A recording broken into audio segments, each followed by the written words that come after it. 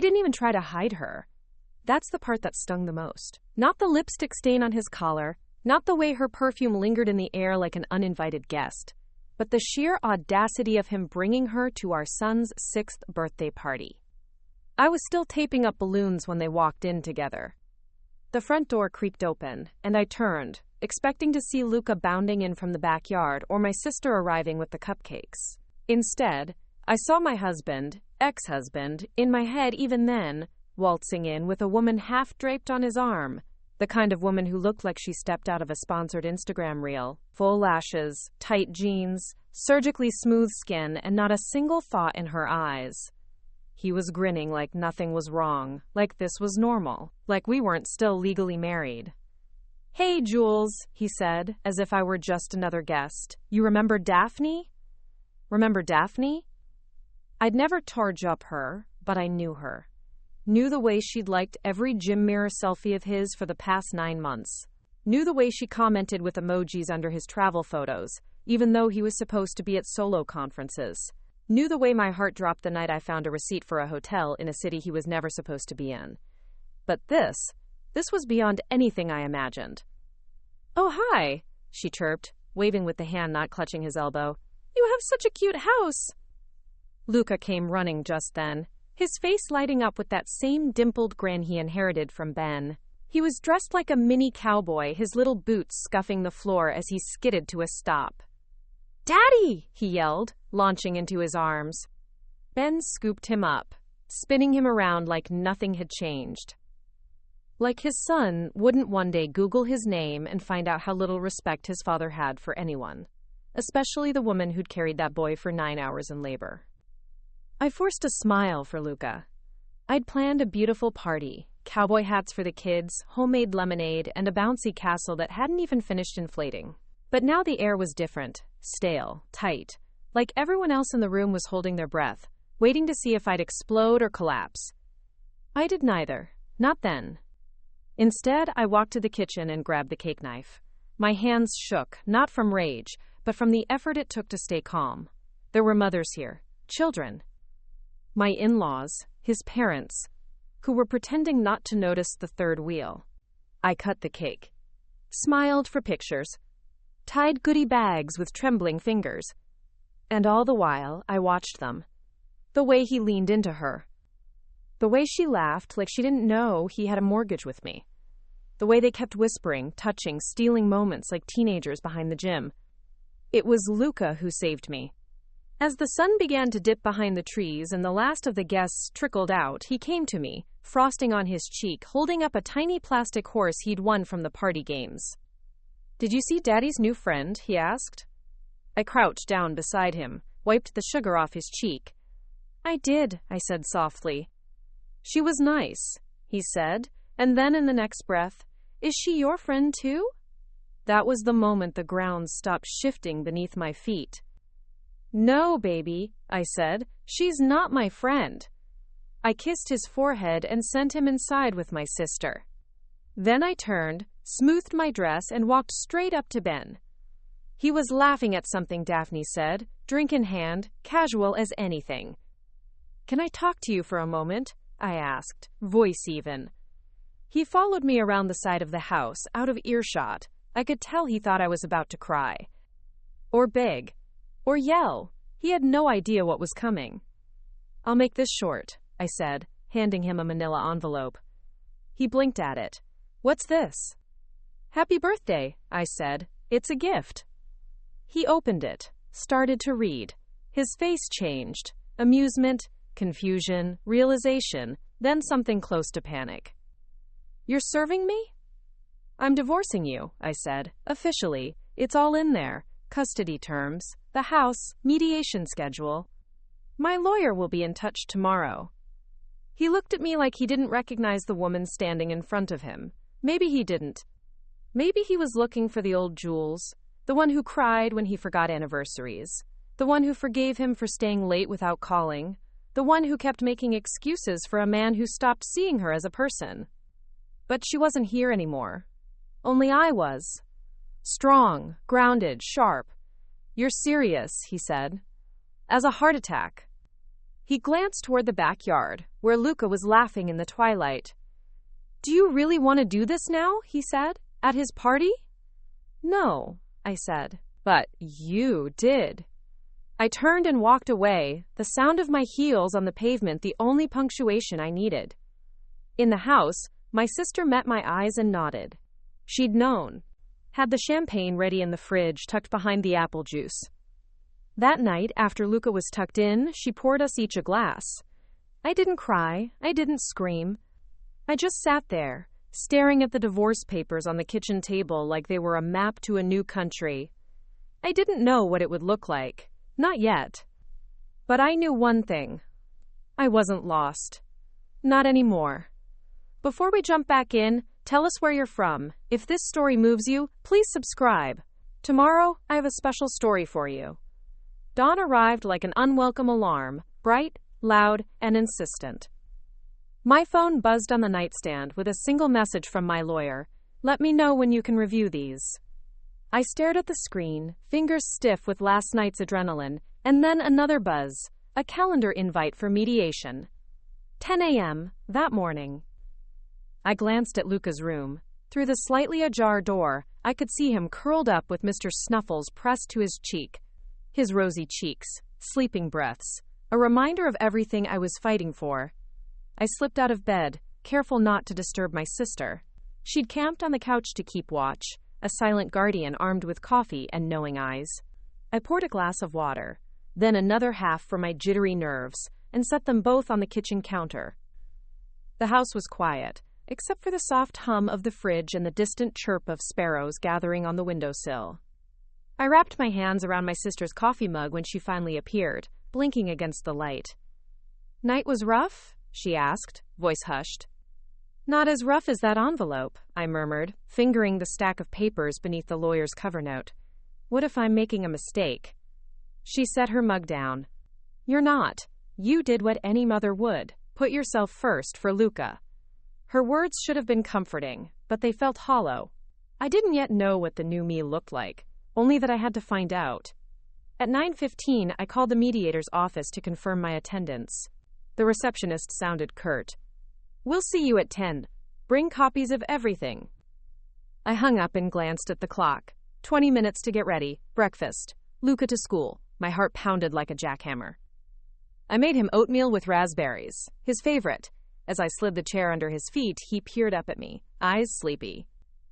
"Mom, will Daddy still take me to school?" he asked around a spoonful.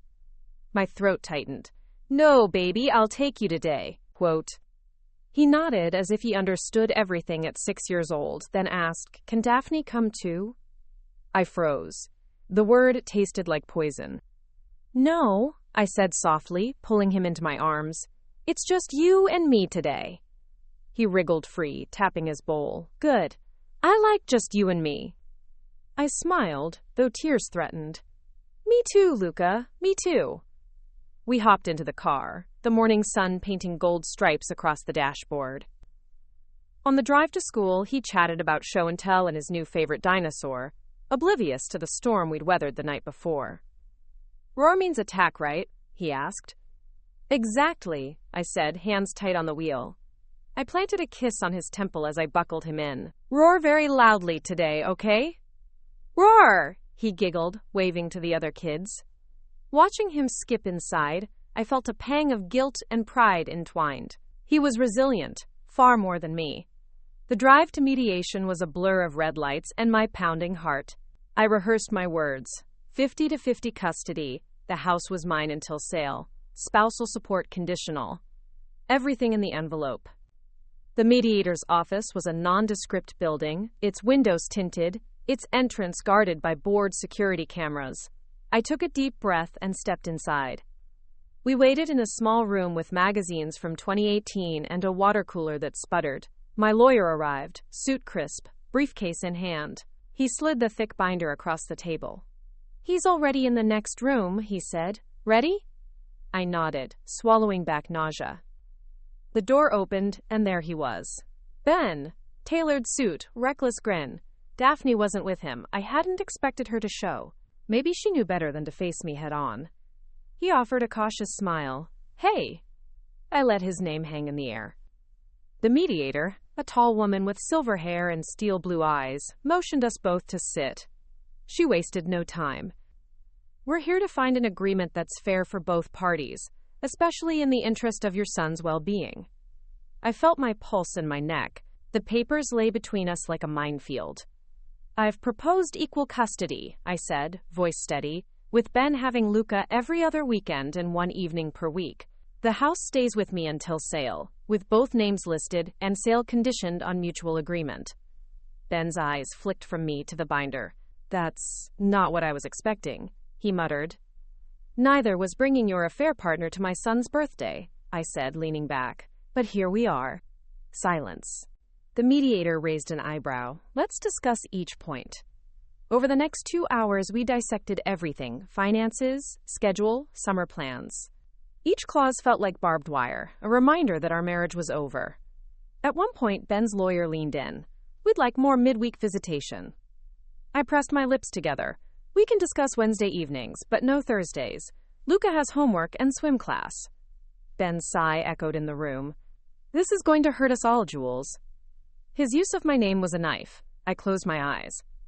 I'm sorry, I said quietly. No, it won't. The mediator called for a break. In the hallway, I sank to a bench, legs trembling. My lawyer crouched beside me. You did well, he said. We're close to agreement. A few tweaks and we can finalize. I never thought... it's surreal, ending our marriage at a table, I whispered. He placed a hand on my shoulder. Think of it as a new beginning.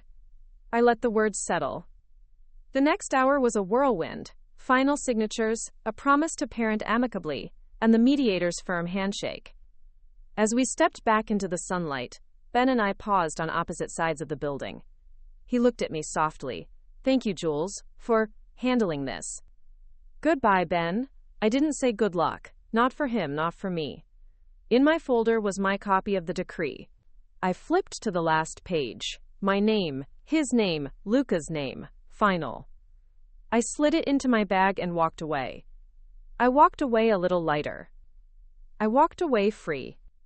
The first full week after the decree felt like walking through a dolly track. Smooth motion with no control, the world sliding past while I remained rooted in place. I woke on Monday to a silent house, no coffee steaming car engine in the driveway, no cheerfully grumbling breakfast chatter. Only the low hum of the air purifier and my own breath. I swallowed the lump in my throat and rolled out of bed, every step echoing in the emptiness. Downstairs, I poured myself a mug of coffee, black, and stood by the window. Across the street, the neighbors were at work, the children gone to school. Life went on. I reached for my planner. In neat handwriting, I had penciled in Luca's school drop-off on Wednesday, my weekly therapy appointment on Thursday, and the PTA meeting next Tuesday. No mention of Ben. It was as if I'd erased him from my calendar, and bit by bit, I began to feel how erasing him might feel. Liberating, terrifying. Tuesday brought the first real test. The low rumble of a car, and then the unmistakable smack of the garage door. My heart thudded against my ribs as I peeked around the corner. There he was, Ben, driving my car. He parked, grabbed Luca's backpack that I'd left on the workbench, and stepped inside.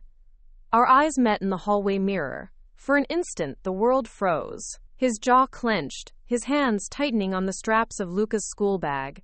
He looked like a man who'd been slapped awake. Morning, he said, voice low. I brought his lunch. Didn't want to miss it. I blinked. I'm taking him today. He hesitated, then nodded. Okay.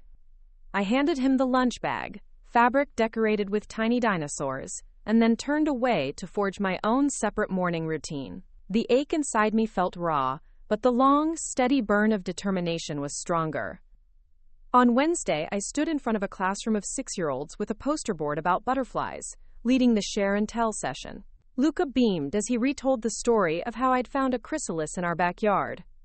His voice filled the room, proud and clear. At that moment, I realized those tiny moments, presenting in class, baking cookies for bake sale, were my new foundation, the building blocks of my future identity beyond wife or victim.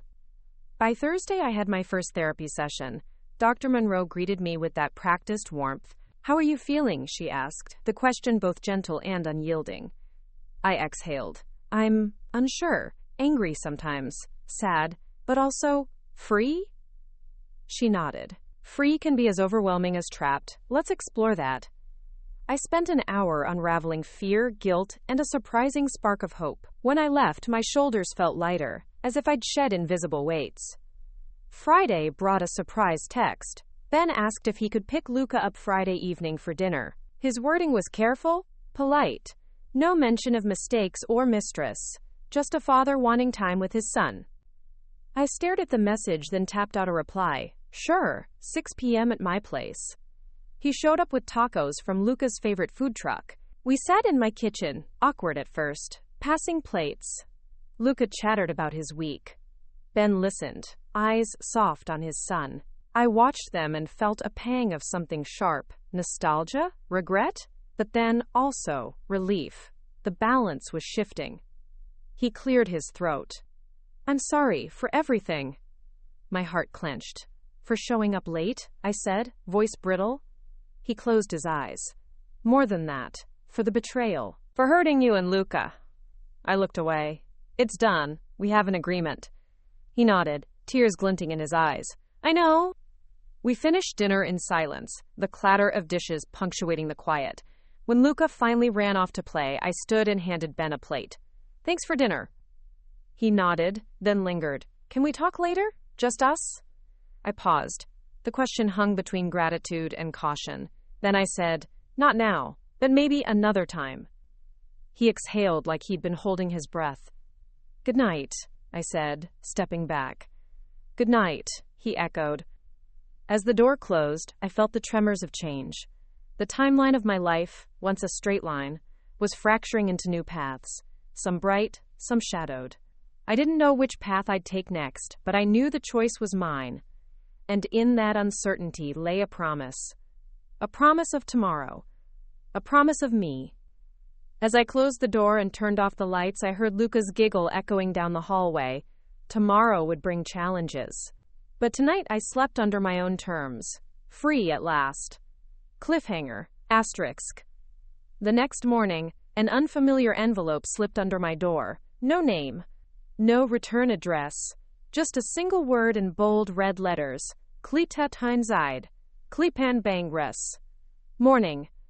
I stood there, barefoot in my robe, staring at the envelope. The floor beneath me felt like it had tilted. Everything. The quiet Saturday morning, the sunlit kitchen, the fresh scent of coffee, warped into something ominous. I crouched, picked it up carefully, and ran my fingers over the thick cardstock. Trezu morning, no name, no address. Just that one word in a sharp, almost aggressive font. Whoever had slipped it under my door had wanted to be noticed. I peeled it open, my heart hammering. Inside was a single sheet of paper, printed in all caps. "You don't know WHO. He really is." That was it. No signature, no context. Just a vague, spine-chilling message typed in stark black ink. I checked the lock on the front door. Still bolted, no footprints outside. My hands trembled as I folded the letter back up, trying to slow my breathing. It could have been a prank. Maybe a bitter ex of his. Maybe Daphne. Or someone from his work? But the cold certainty in the message, the effort to make it anonymous. This wasn't a joke. Someone wanted to warn me. Or scare me. My first instinct was to call Ben. But what would I say? "Hey, your little birthday stunt was dramatic, but now I've got a thriller subplot happening on my doormat. Know anything about it?" Quote. Instead, I called my sister. She answered after the first ring. "What's wrong? You're already assuming something's wrong? It's 7:45 a.m., and you don't call unless the coffee machine's exploded or the sky is falling." I laughed, shaky, brief. "Something was slipped under my door this morning. Anonymous. It just said, 'You don't know WHO. He really is.'" She was quiet for a beat. Then, "Okay, I'm coming over. Don't touch anything else." 20 minutes later, she stood in my kitchen, holding the letter with latex gloves she fished out of her glove box from her nursing shifts. Creepy as hell, she said. Could be nothing, could be something, but you document it. She pulled out her phone and snapped photos of the envelope, front and back, then the message. You think I should go to the police? I asked. She shrugged. Might be worth filing a report, just in case. So I did. The local officer was polite, vaguely skeptical, but filed the incident and gave me a reference number. Let us know if anything else shows up. Probably someone playing games. But that didn't stop the shadows from crawling up my spine. By noon, I had installed a doorbell cam and motion sensor lights. My sister helped me test every lock in the house. I double-checked the baby monitor app for Luca's room, even though he wasn't scheduled to return from Ben's until Sunday night. The weekend crept by. I couldn't shake the unease. Every noise made me flinch. Every car driving past made my stomach tighten. Sunday night, when Luca bounded through the door with glitter in his hair and a handmade dragon in his arms, I tried to be normal. I scooped him up, kissed his cheeks, asked about his weekend. But inside, the letter buzzed like a static hum I couldn't turn off. When Ben lingered at the door, I held it open, keeping my distance. Everything okay? He asked. You tell me, I said, voice cool. Anyone you've crossed paths with lately?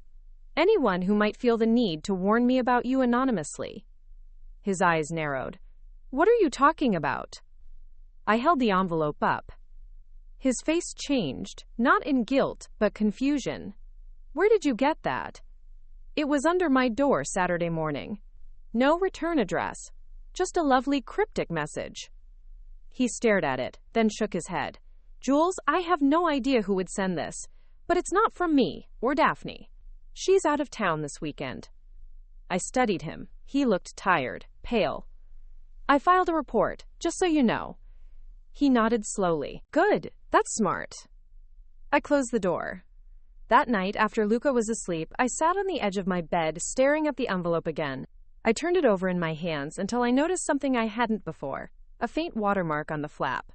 Barely visible, but there. It read, Tegra. I blinked. What the hell was Tegra? I grabbed my laptop and began digging. Tegra turned out to be a name buried in corporate filings, an investment firm with a shell website, a vague mission statement about private equity innovation, and no real contact info. But then I found something that made my blood run cold. One of the listed client partners on a press release from 2 years ago, Callaway, Ben. My Ben. He'd told me years ago he'd done a few short-term consulting gigs when Luca was a toddler, but this wasn't some side job. Tegra was shadowy. Money moving between shell companies, overseas holdings. Potential fraud investigations whispered about on small financial blogs. He'd never mentioned any of this. I copied the link. Saved it. The next morning, I dropped Luca at school and drove straight to my lawyer's office. He read the message, scanned the printout. His face went tight. You need to be careful, he said. If this firm's involved, it could get messy. We'll discreetly run a background check. Meanwhile, don't engage with anyone you don't know. Keep your phone on you. I left his office with my stomach in knots. That evening, I got a call from an unknown number. I let it go to voicemail. A minute later, the notification popped up. One sentence. A woman's voice. Quiet. Afraid. You're not safe. Cliffhanger. Asterisk. Then came the sound of something heavy dropping, a muffled scream, and the message cut out.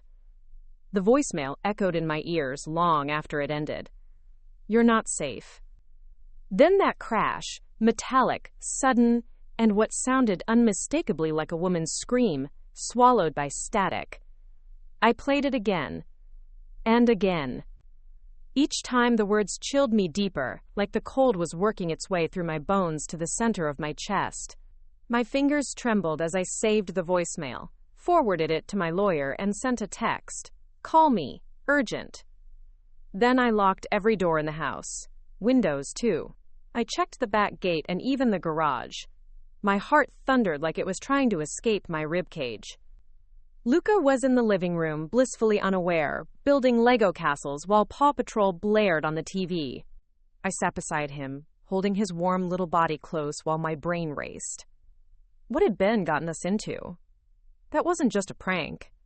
Someone was warning me. Or threatening me. Either way, I had to act. Dr. Monroe had once told me, fear is a signal, not a sentence. Listen to it, but don't let it decide for you.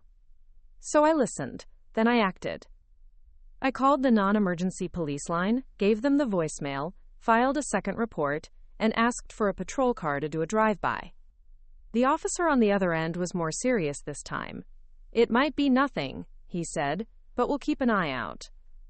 That night, I barely slept. Every creak made me jolt upright. I kept my phone on the nightstand, flashlight app open, and a heavy book clutched like a weapon. Just in case. In the morning, my lawyer finally called. I had one of our PIs look into Tegra, he said. It's murky, really murky. A lot of money moving around with no paper trail. Shell companies registered in the Cayman Islands. We haven't found anything illegal yet, but it doesn't look clean. I swallowed. And Ben? His name shows up in 2 filings from 2020 and 2021. He wasn't a full-time employee, more like a consultant. Probably high paid. But there's something else. What? A pause. Then, there's an open inquiry from the FCA. That's the UK's Financial Conduct Authority. Someone leaked documents suggesting Tegra may have laundered money through real estate assets. I felt like I was falling.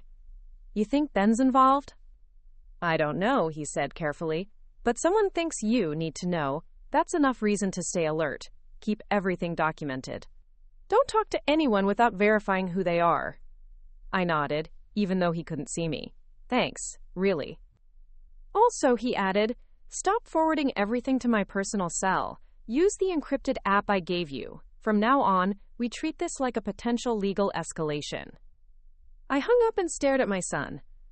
Luca was drawing now, stick figures holding hands beneath the sun. His innocence broke me. He didn't deserve any of this. Neither did I. That afternoon, I drove to Ben's office building. It wasn't premeditated. I just found myself there, engine idling, staring at the marble steps and glass panels reflecting the gray sky. My hand was on the car door when I saw him. Ben. And another man I didn't recognize. They were talking quickly, in hushed tones. The other man wore a navy coat, crisp haircut, sunglasses even though it was cloudy. I recognized the posture before anything else, military. That stiff, squared stance I'd seen in my father's war buddies. The man handed Ben something small, an envelope. Ben stuffed it into his briefcase like it burned. I ducked as they turned. And I waited. 10 minutes later, Ben walked alone toward his car. I followed. I didn't confront him, not yet, but I memorized the plate of the man's car as he drove off, snapped a photo discreetly, then I followed Ben home. He never noticed. He pulled into his driveway, checked his phone, and went inside. The next morning, I sent the license plate photo to my lawyer. Within 2 hours, he replied. Times Tways, the man's name is Richard Callahan, former MI5, now works for a private asset protection firm based in Luxembourg. Their biggest client? Tegra. I didn't reply, I couldn't. Instead, I drove to the school and picked Luca up early. I told the front office he had a dentist appointment. Then I took him to my sister's. I needed space, and I needed answers. That evening, while Luca played with his cousins, I returned home alone and began pulling boxes from the attic. Old files, tax returns, any record Ben might have kept. Halfway through, I found an old laptop. Ben's. I remembered it vaguely, his work computer from years ago. He'd said it crashed, that he got rid of it. But here it was, wrapped in a faded towel. I plugged it in. The screen flickered to life. Password prompt. I tried Luca's birth year, then our anniversary. Nothing. Then, as a joke, I typed, Daphne. It opened. I stared at the desktop, dozens of folders. One caught my eye. Clean Moore Tate, Daphne Finance. Clicked. I clicked. Inside, PDFs, spreadsheets, wire transfers, names I didn't recognize. Companies in Singapore, Malta, the Cayman Islands. And then a folder titled Containment. Inside were pictures. Of me. One from the grocery store. One outside Luca's school. one through my kitchen window. They were dated within the last 2 weeks. I stumbled back. The front door creaked. Footsteps. And then Ben's voice. "Jules, we need to talk." This story took us a long time. If you like it, subscribe. Now back to the story. My blood went ice cold. I hadn't heard his car. Hadn't heard the lock turn. But there Ben stood, just inside my hallway, one hand on the doorframe, the other clutching something I couldn't see yet. "Jules," he repeated, softer this time. "We need to talk." I slammed the laptop shut. My instincts screamed, "Run!" But instead I stood, slowly, like cornered prey. "What are you doing here?" I asked, my voice sharp, the kind of voice that cuts. He stepped in, one foot crossing into the room. "I didn't mean to scare you." "You're in my house," I snapped, "uninvited." "I still have a key." "Not anymore." His hand rose, revealing the spare key I hadn't even realized was missing, the one that used to hang under the stairs in a lockbox. I held out my palm. "Give it back." He hesitated, then dropped it into my hand, cold, metallic, final. "You went through the attic?" he asked. I didn't answer. His eyes dropped to the laptop. "You found it." The silence between us roared. I felt the weight of every photo, every document, every lie he'd buried in digital folders labeled Q2 Budget or Family Archive. "I want the truth," I said. His shoulders sagged like a puppet with its strings cut. "I didn't mean for you to get involved. That's why I kept it all away from home. You were never supposed to know." "Know what, Ben? That you've been laundering money? That you've been surveilling me like I'm some kind of security threat?" His mouth opened, then closed. He looked older in that moment, worn, haunted. "I worked with Tegra, but it wasn't what you think." I crossed my arms. "Try me." He sighed. "It started as simple consulting, asset recovery for high-value portfolios, a few clients, mostly overseas. Then the firm changed. They asked me to move money around, create layers. They said it was legal, that everything was above board. And the pictures?" He swallowed hard. "That's recent. After the inquiry started, they think someone's talking to regulators, leaking documents, and they think it's you." My head reeled. "Why would they think that?" He stepped forward, slow, careful. "Because I never shut up about you. I told them you were smart, obsessed with details. You noticed everything. They got paranoid. So they sent someone to * follow me?" "Not me," he said quickly. "I told them not to. But I wasn't calling the shots anymore."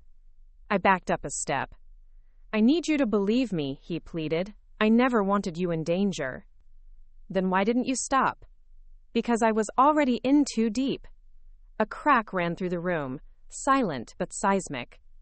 "Ben," I said slowly, "is my son safe?" He met my eyes, pain etched into every line of his face. "Yes, I swear it. I've kept everything away from him. From you too, until I got the letter," I said. He nodded. "Someone on the inside must have sent it. I don't know who. But if you got the voicemail, things are escalating." I walked to the door, opened it wide. "Get out." "Jules." "I'll call my lawyer, the police, the press. I'll burn every document and every bridge between us if I have to. But if you ever set foot in this house again without my permission, I will make sure you regret it." He looked like he wanted to say something else, but he didn't. He turned and walked out. I locked the door behind him. Then I sank to the floor, shaking. By morning, I had a plan. I packed Luca a bag and sent him to my sister's for a week. She didn't ask questions, just hugged me tight and said, "Whatever you're doing, finish it." And I would. I sent a secure message to my lawyer. "I want to talk to the FCA." 3 days later, I was in a downtown office building, seated across from a woman in a dark blazer who introduced herself only as Isabel. "We've heard of Ms. Calloway," she said, flipping open a folder, "and we've certainly heard of Mr. Calloway." I swallowed. "I have documents, backups, names, transactions." She raised an eyebrow. "And what do you want in exchange?" immunity, protection, and above all, safety for my son. She leaned forward. We can do that. But there's one condition. I met her gaze. You have to keep playing the role, pretend you're reconciling. Let him believe you trust him again. Let him talk. Then send us everything. My blood ran cold. You want me to lie to him? No, she said. I want you to expose him. I left the building with a new burner phone, a secured file storage link, and a gut full of dread. That night, I stared at the login screen on the old laptop again. Tomorrow, I would tell Ben I wanted to talk. Tomorrow, I would let him think the door had reopened. But tonight, I whispered one thing into the silence. For Luca. Cliffhanger, asterisk. Just as I reached to power off the laptop, a new folder appeared on the screen. One I hadn't opened, one I hadn't seen. Project Blackbird, active. The folder blinked into existence like it had been hiding, waiting for the right moment to reveal itself. Monk's Project Blackbird, active. My breath caught. My fingers hovered over the trackpad, unwilling to click just yet. The name felt ominous, cold, like a code name for something far worse than asset shifting or shell corporations. I double-checked the laptop's network settings. It wasn't connected to Wi-Fi. The folder hadn't synced from the cloud, which meant it was local. It had always been there. I clicked it. Inside were video files. Dozens of them. At first, they looked like security cam footage. But then I noticed the angles, the zoom. They weren't from public cameras. They were from a hidden system. The first file, my backyard 2 weeks ago, Luca playing in the sandbox. I was watering the roses. The second, the school pickup lane, my car, Luca climbing into the back seat. The third, the kitchen window, night, me making tea in my robe. My chest caved inward. Ben hadn't just been monitored. Tixi asterisk had been monitored. Everywhere. I clicked a fourth file. The audio kicked in. Muffled voices. My voice. Luca, finish your cereal or we'll be late. Then I heard it. Another voice. Distant. Through a radio or mic. Blackbird is at location. Package moving. Repeat, package is mobile. I slammed the lid shut, heart pounding. Package. They were referring to me. I was a time to package shut. I backed away from the laptop like it might bite. My vision swam. Had Ben done this? Personally? Or had Tegra set up the surveillance without his knowledge? Was he lying about being cut out? The truth didn't matter. The threat was real. I picked up the burner phone and typed a single word to the contact labeled Isobel. Knows Blackbird. Within minutes, I got a reply. Knows asterisk. We're on it. Do not leave the house. Secure all doors. Someone will be there in 90 minutes. Asterisk. I didn't wait. I unplugged the laptop, wrapped it in foil, and placed it in a metal lockbox. Then I pulled the circuit breaker to kill any power inside the house and closed every curtain. But it was too quiet. Too late. My phone buzzed again. A second message from an unknown number. Turkari Kurt, you weren't supposed to find Blackbird. You just made yourself a target. Then the doorbell rang. I froze. Not 90 minutes. Not even 30. I grabbed the closest thing I could find, an umbrella stand, and crept toward the door. Ring, ring, silence. Then, Jules, it's me. Then, of course. I know what you found, he said. Please, open the door. I'll explain. I kept silent. I didn't know they were recording you, he said, voice muffled through the door. Not like that. Not in the house. I swear to God, Jules. You're lying, I said. I swear, he insisted. Tegra blackmailed me months ago. I signed an NDA under threat. I didn't know they had cameras here. Not inside. Quote. But you knew about Blackbird. A pause. I didn't want to, but yes, I knew. It was a failsafe. If any family members became liabilities. I pressed my forehead to the wall. So I'm a liability now? To them? Yes. To me? You were always the only safe thing I had left. His voice broke on the last word. I almost cracked. But then I remembered the videos, the name, the photos, my son's face captured on hidden feeds, my bathrobe, my bedtime stories. "No," I said, stepping back. "You're done, Ben." The pounding started. He hit the door, once, twice, then it stopped. Silence. I stared through the peephole. He was gone. I backed into the kitchen, grabbed the burner, and sent another message to Isabel. Karas.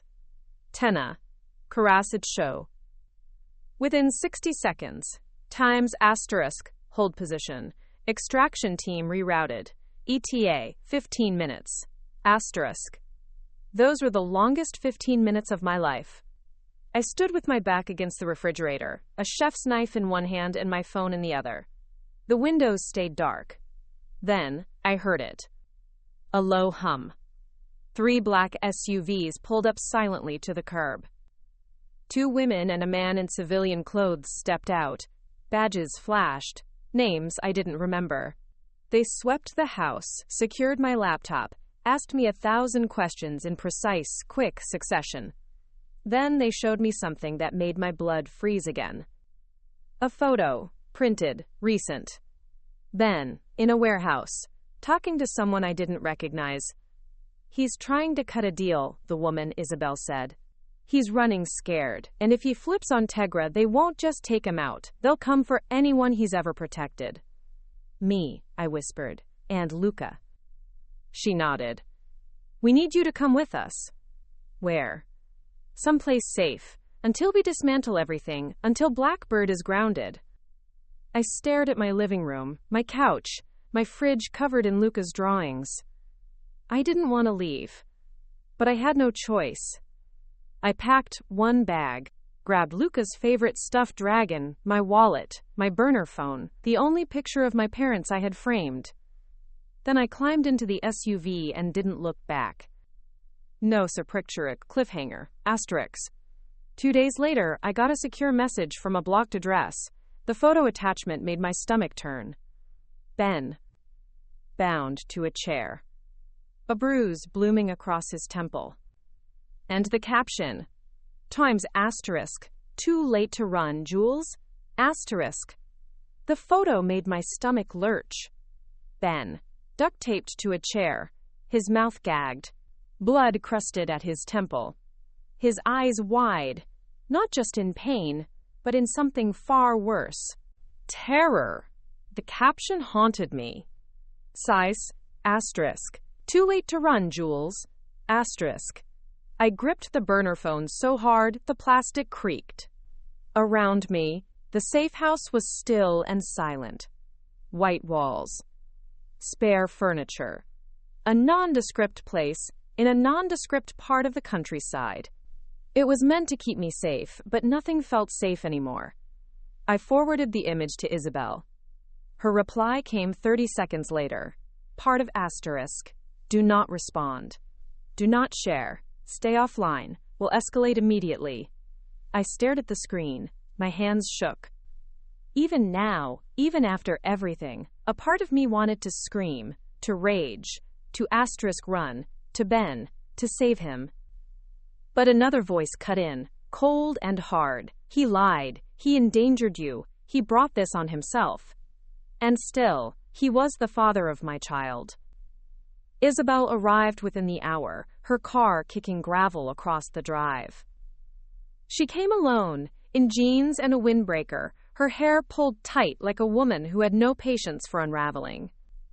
She sat across from me and laid her phone flat on the table. We ran the metadata on the photo. It was taken less than 6 hours ago. We're triangulating a location now. I nodded. And the sender? Encrypted signal, routed through 3 proxies in Belarus and 1 in Cape Town, but we're working on it. I want to help, I said. She raised an eyebrow. Help how? I know, Ben. If he's trying to cut a deal, he'll have stashed backups. Insurance. He wouldn't go into a lion's den empty-handed. If we can find out what he hid, and where, we can offer something in exchange. Leverage. Isabel studied me for a long beat. Then she nodded. We found notes on his laptop. Most were encrypted.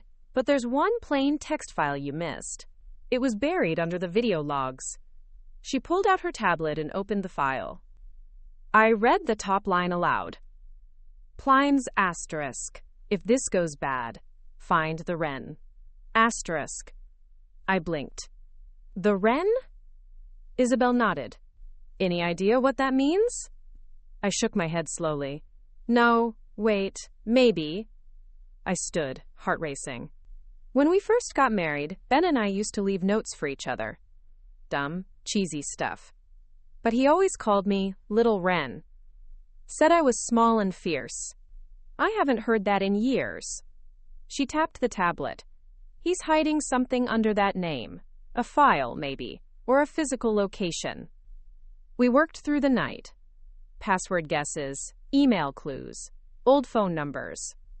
At 3:42 a.m., I tried to log in on his abandoned Dropbox account with a password I hadn't thought of in years. Ford and Luca 2000 asterisk. It opened. Inside, one folder. Times asterisk nest. Asterisk, Isabel leaned closer. We opened it. Hundreds of documents, memos, transfers. Internal Tegra emails. Names. Bank account numbers. Even images.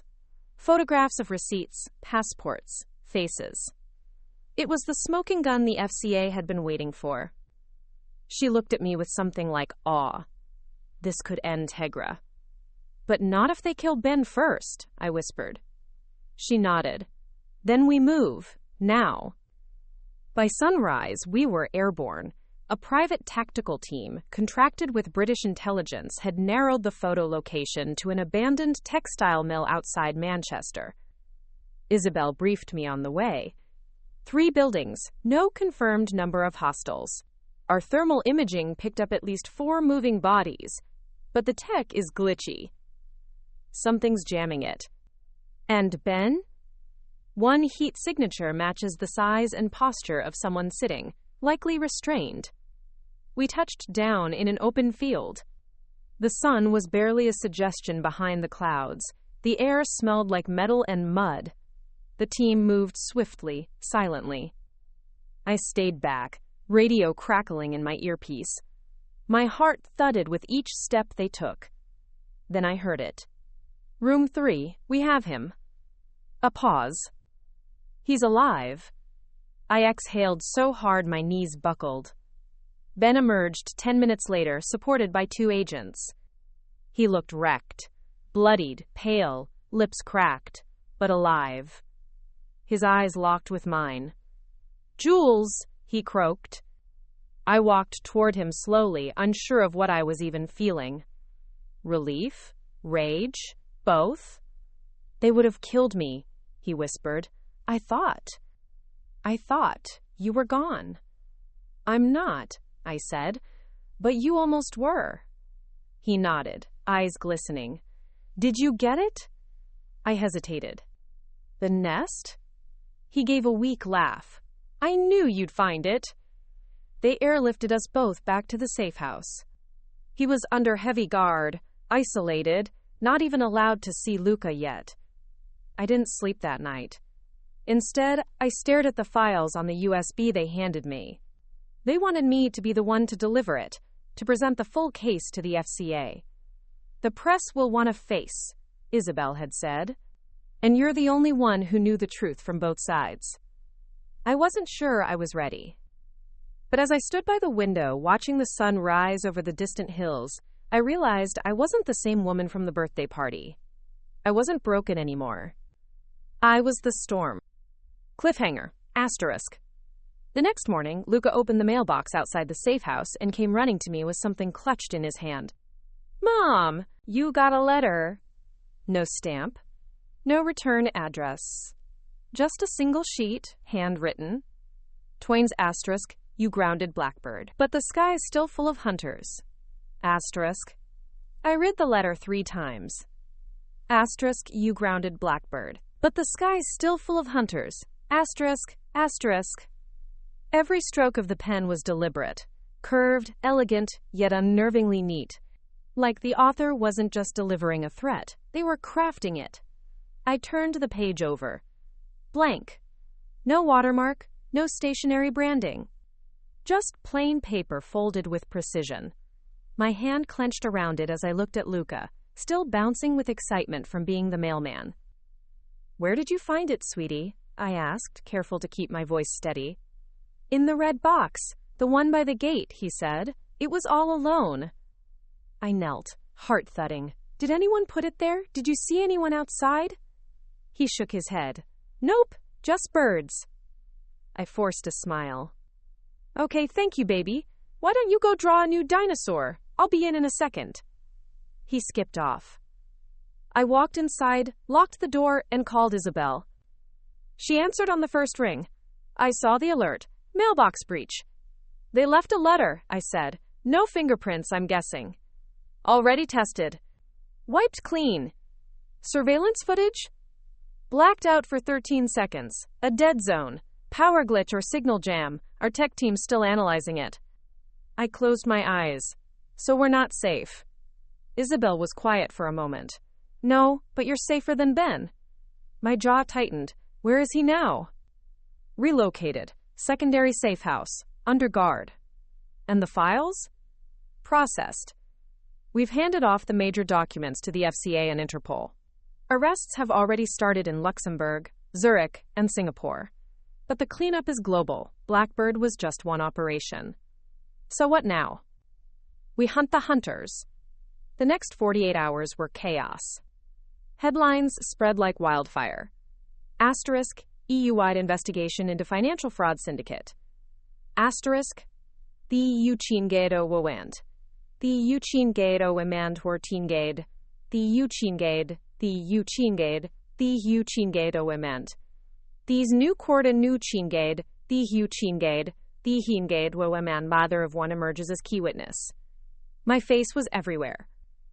They blurred Luca's. Ben's photo from the extraction appeared once on a shady blog, but Isabel's legal team buried it under a wave of takedown notices. I did one interview, pre-recorded, with voice modulation and a silhouetted camera, just enough to confirm the files, the fraud, and the fallout. No names. No locations. No mention of safe houses. Still, the attention came. My inbox flooded. Old college acquaintances, strangers, law firms, people asking for my story, for advice, for money. I ignored them all. Then came the second envelope. Delivered in the exact same way. Same paper. This time it read, Times asterisk, you survived the first wave. Can the boy? Asterisk. I nearly vomited. I called Isabel, screaming. They threatened my son. Within 10 minutes, Luca was pulled from school and moved with me to a new location. This time, not a countryside safe house. This was a government-secured facility hidden behind what looked like a defunct library in the Midlands. We were brought underground, 3 levels down, into a flat so sterile, so bland, it looked like no one had ever breathed inside it. Isabel was waiting. "I'm sorry," she said before I could speak. "We underestimated their reach." "They mentioned Luca, asterisk," I hissed. "They know where he goes to school. They know our patterns. They've been watching. We're dealing with remnants. Tegra's Hydra still has heads. Not the same power as before, but dangerous. Desperate. So what do I do?" She slid a tablet across the table. On it, photos, surveillance stills, documents, names, a list of suspected Tegra loyalists still operating in Europe. And at the top, cheesy so document, coppery Leclerc. My breath hitched. Ben's mistress. "She wasn't just a yoga influencer," Isabel said coldly. "Daphne is former intelligence, freelanced for asset firms and private investigators. She was Tegra's social engineer, used relationships to gain access to targets." "She targeted Ben," I whispered. "She managed him," Isabel corrected. "And now she's disappeared." I scrolled through the photos. One caught my eye, grainy CCTV of a woman in a trench coat near Luca's school the week before. Sunglasses. Head down. It was her. "What do?" I asked, voice low. You let us finish what you started, but there's one more thing we need. She pulled out a plain white envelope. Inside, a fake identity, a new name, new documents. Until we finish the purge, you'll live as someone else. Just for a while, you and Luca. I took the papers with trembling hands. The name read, Compressing Madeline Rhodes. Luca would be Max. We would be relocated to a temporary residence, monitored, guarded, hidden. I cried that night, not out of fear, not out of pain, but because I didn't recognize myself anymore. And I wasn't sure that was a bad thing. The next morning, Luca and I boarded a blacked-out vehicle and drove 6 hours to a seaside cottage that smelled of salt and moss. The guards installed a panic room. The windows were blast-resistant. I stood in the doorway and watched the waves roll in. Luca came up beside me and slipped his hand into mine. Are we safe now? He asked. I knelt beside him. We're safer, I said, and soon we'll be free. He nodded and ran to the sand. My phone buzzed. One final message from Isabel. ***, we found Daphne, but she's not alone. ***. Cliffhanger, ***. Attached was a photo. Daphne. And a man I recognized instantly. Clearest, my father. Smiling. My father. In the photo, he stood beside Daphne like they were old friends. Comfortable, confident. The backdrop was somewhere warm, palm trees swaying, sunlight glinting off water. He wore a linen shirt and aviators. She wore my betrayal like perfume. I didn't breathe for a full 10 seconds. I just stared, transfixed, trying to process the impossible. My father had been dead for 7 years. Or so I'd believed. Heart attack. Sudden. That's what we were told. The funeral had been closed casket, respecting his wishes, they said. But the man in the photo, alive, upright, smiling, was unmistakably him. I hit call on Isabel's number. Please tell me this is some kind of deep fake, I said without greeting.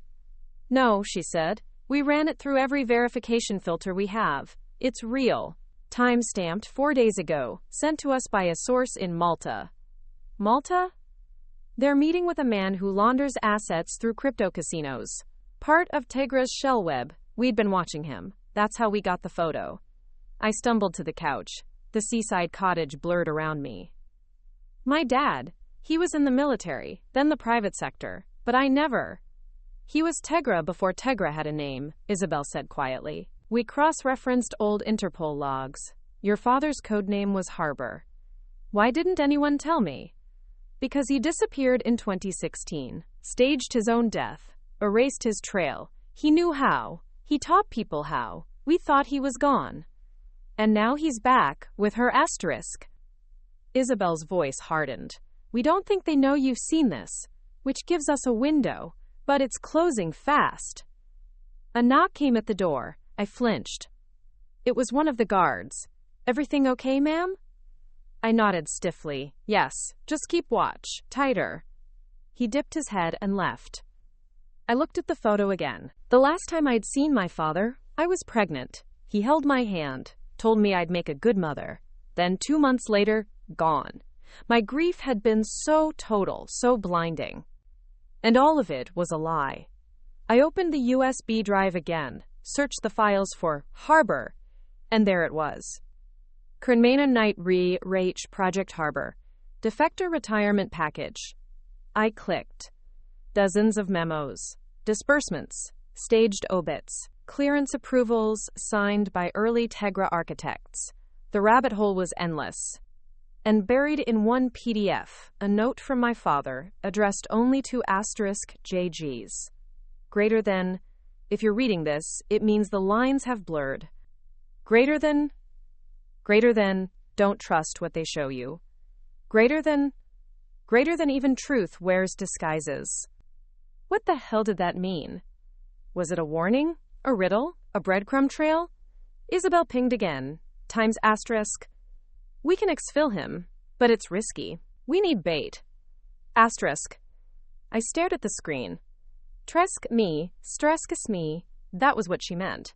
She didn't say it outright. She didn't have to.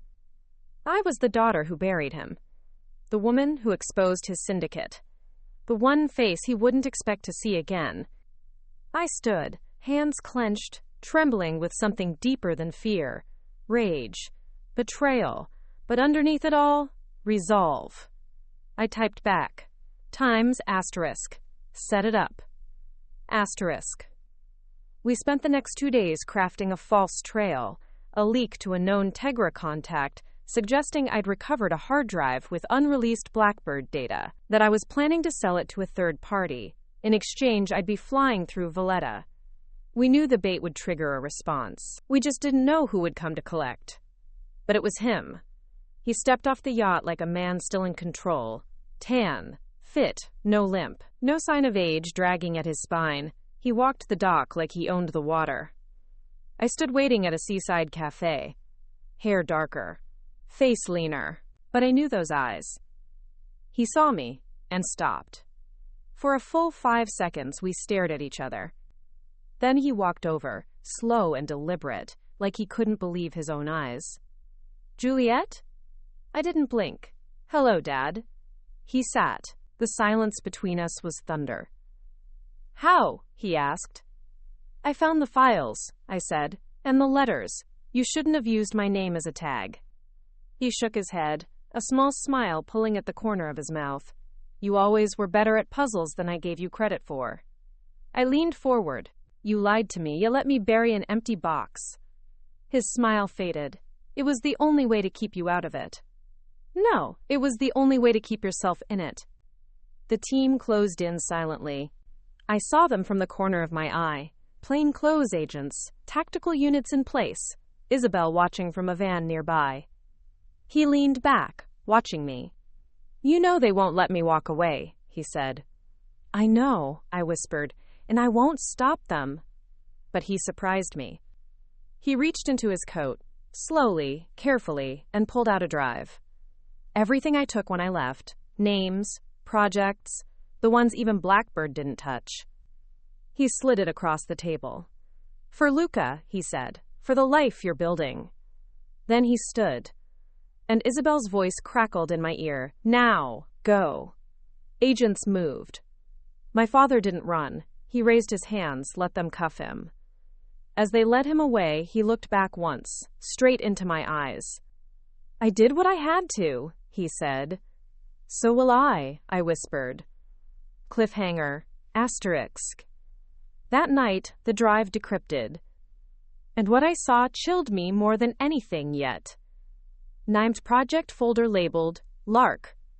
Inside, photos of asterisk Luca. Documents stamped. Nimes pre-asset. The word echoed through me like a gunshot in a church. I sat at the desk in the safe house's windowless study, the decrypted drive open in front of me, each file a razor blade. Krininmadali Kalish tie, greater than 001, greater than subject, Luca Calloway.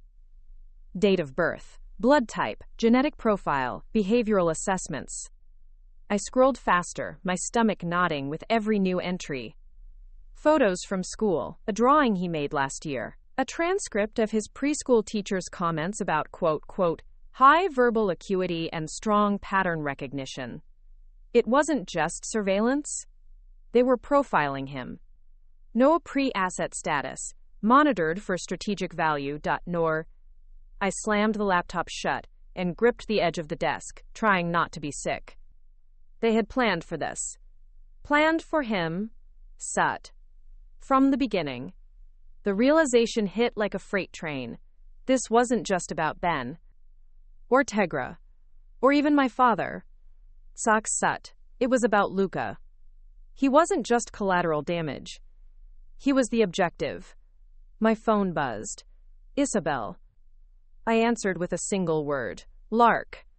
She was silent for a breath. You found it. You knew? I suspected. When your name came up on the Blackbird node, we dug deeper. Saw cross-links to an inactive protocol labeled Lark, but we didn't have access to it until now. I paced the room. What is it? What the hell does PRE asset mean? Isabel exhaled. Tegra had a contingency program, long-term strategic assets, children, recruited from families with strong cognitive genetics, raised, trained, embedded, activated later as needed. My mouth went dry. Ben? He wasn't part of it, not originally, but he made the perfect bridge, smart, cooperative, already inside. When he started working with Tegra, they flagged Luca as a potential. Your father approved the designation. I stopped cold. My father authorized this?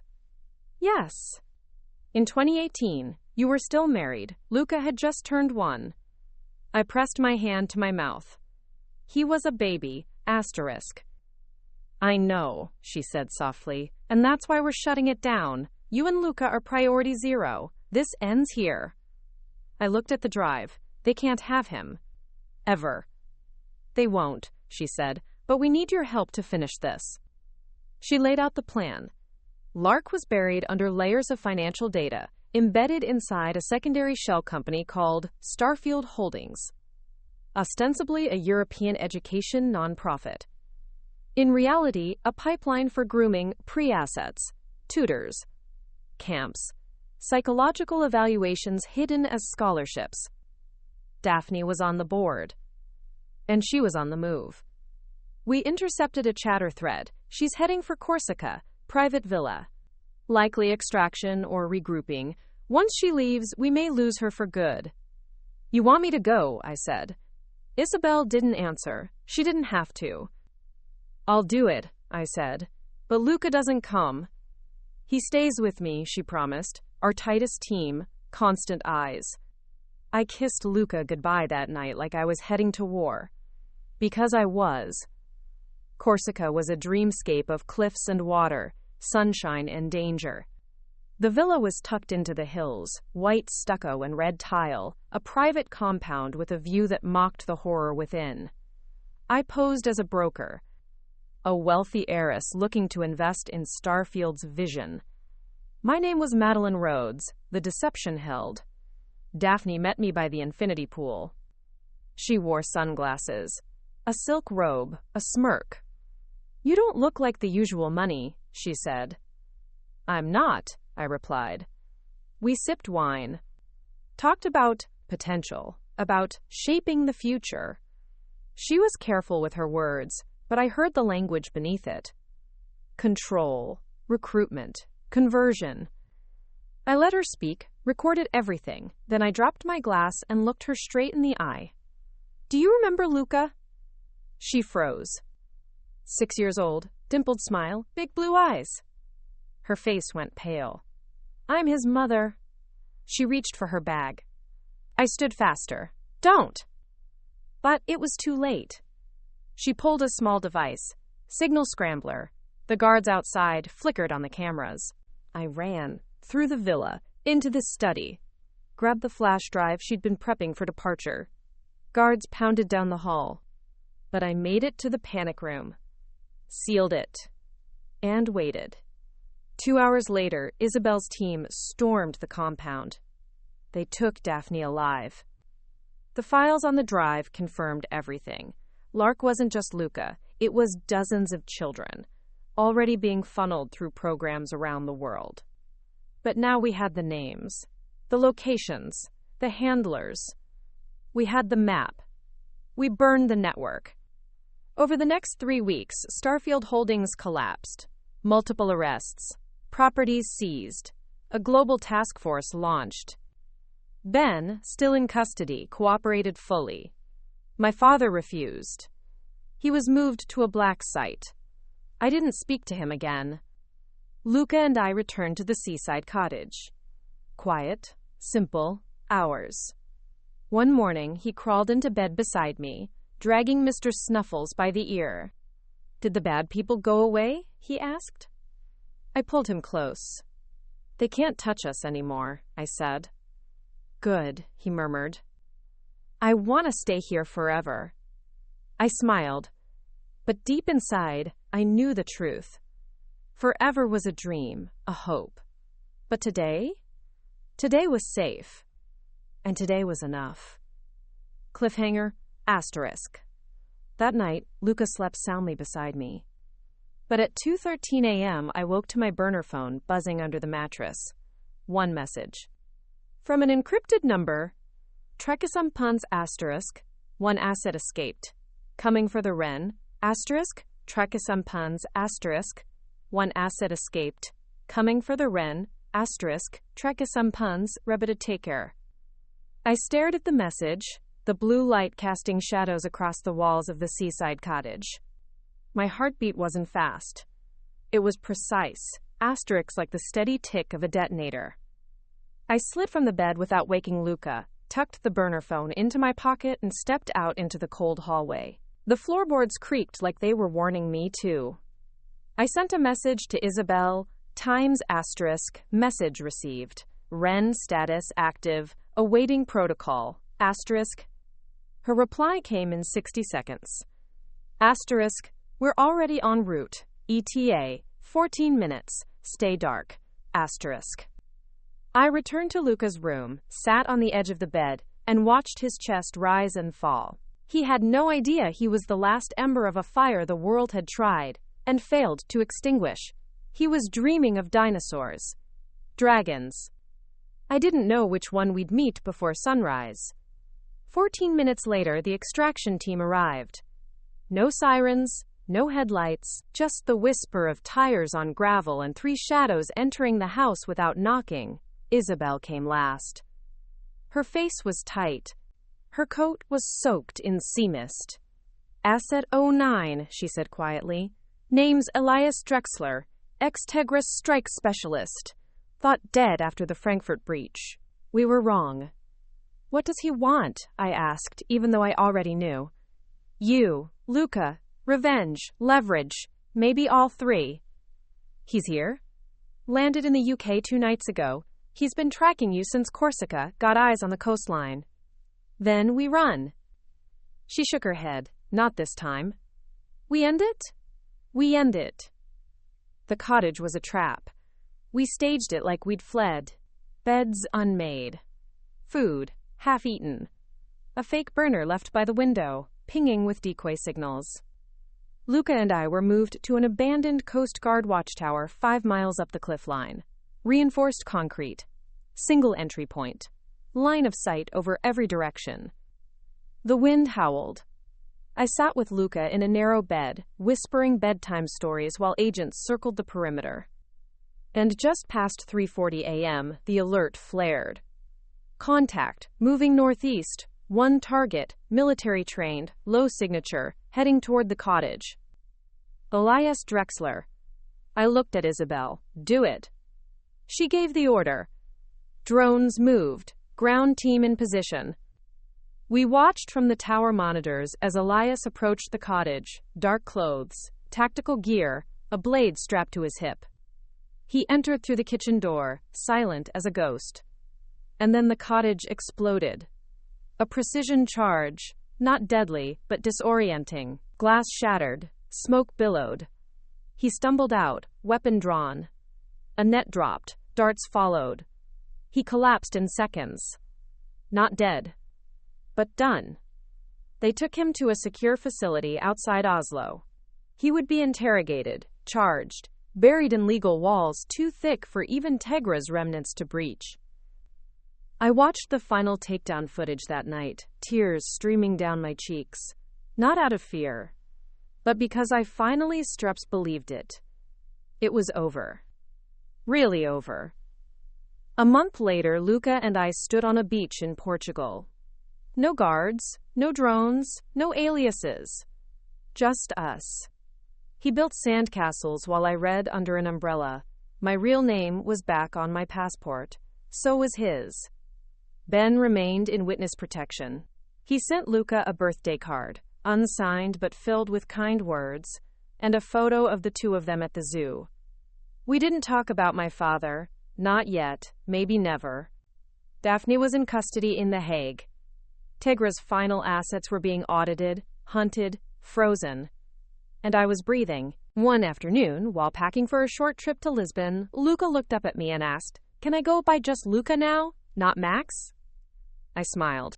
"You can be whoever you want to be." He grinned, then ran off to chase the waves. I stood at the shoreline, toes in the surf, and closed my eyes. No more hunters, no more shadows, just sun and silence. And us. Times, asterisk. 2 more great stories are next. Don't miss them. Subscribe and turn on notifications.